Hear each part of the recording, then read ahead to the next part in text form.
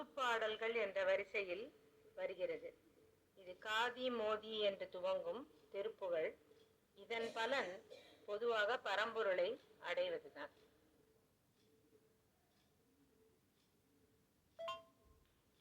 காதி மோதி வாதாடு நூல் கற்றிடுவோரும் காசு தேடியாமல் வாழ பெறுவோரும் மாதுபாகர் வாழ்வேய நானெக்குருகாரும்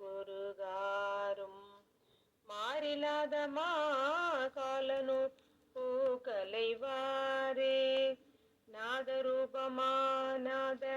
ராகத்துறை ஓனே நாகலோகமீரெழு பாரு குறியோனே தீதிலாத வேல் வீர சேவர் கொடியோனே தேவ தேவ தேவாதி தேவ பெருமாளே.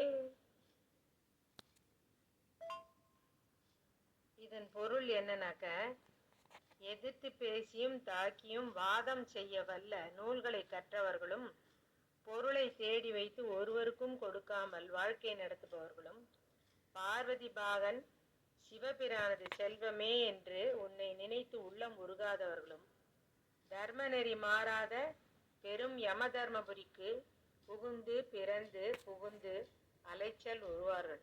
அதாவது மீண்டும் மீண்டும் அவர்கள் பிறப்பு என்னும் சுழலில் சிக்கி சுழல்வார்கள்.